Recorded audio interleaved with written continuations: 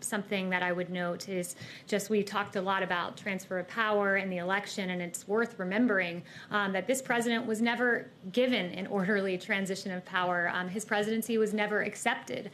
In fact, before his election, we know Crossfire Hurricane was launched by Peter Strzok to pursue a baseless allegations about the president's ties with Russia. That's before he was president, trying to subvert the will of the American people. We know in August, Peter Strzok wrote a text message about an insurance policy against a Trump presidency, once again trying to silence the voice of the American people. In 2016, we know in October that there was a FISA warrant taken out to spy on the Trump campaign. And then the American people spoke, and they spoke commandingly in electing President Trump despite all of the odds. And what happened after he was elected? You had 70 lawmakers say we're not coming to his inauguration, Democratic lawmakers. You had Elizabeth Warren saying we're going to attempt to obstruct the Trump transition by urging the Government Accountability Office to investigate the incoming Trump transition.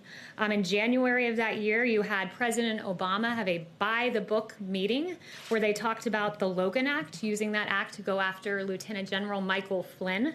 Just before the inauguration, you had BuzzFeed promoting and publishing this bogus Steele dossier that's been widely debunked.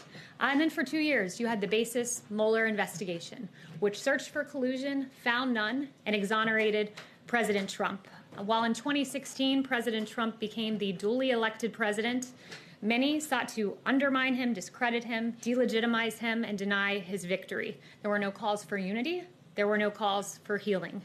So while every legal vote is counted, let us not forget the inexcusable transition, or lack thereof, that President Trump had to endure in 2016 and 4 years into his presidency. Thank you, everyone, for the very good and substantive questions today. Do you understand that you are? I don't call an activist. I'm not an activist, and you haven't taken questions since October 1st.